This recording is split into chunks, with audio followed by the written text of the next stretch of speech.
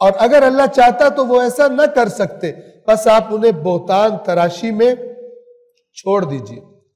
یعنی یہ نظام کیا ہے شرک کا؟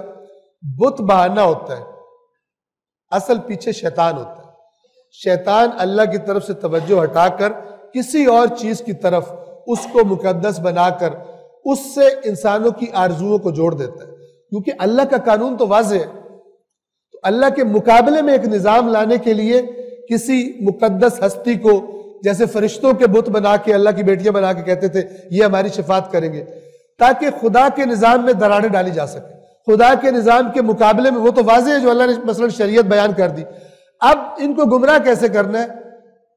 ایک اور چیز بنائی جاتی ہے جس سے جوڑ دیا جاتا ہے، اور اس سے منسوب کیے جاتے ہیں وہ احکامات جو اللہ نے نہیں دی۔ تو یہ قرآن یہ بتا رہا ہے کہ اس طرح جن کو انہوں نے شریک بنایا ہے انہوں نے خوبصورت بنا دی ہے یہ چیزیں، یہ رسمیں ان کے لیے۔ اچھا وہ تو بت انہوں نے کیسے بنا دی؟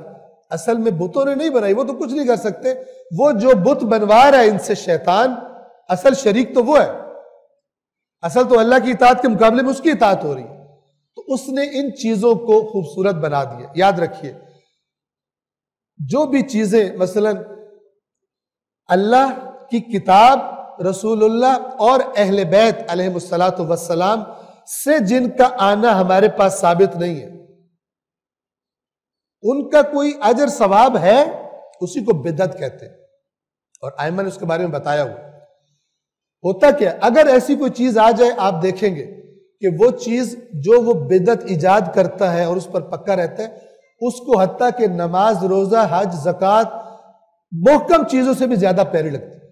ان کو لفٹ نہیں کراتا اللہ کے احکام کو، لیکن اس پہ جان لڑنے مرنے کے لیے تیار ہو جائے۔ یہ خداوند عالم اس شرک کی کیفیت بیان کر رہا ہے کہ انہوں نے جو اپنی رسمیں بنائی ہوئی تھی اس معاملے میں، اپنے شریکوں کے معاملے میں اللہ کو بھی سائڈ پہ کر دیتے۔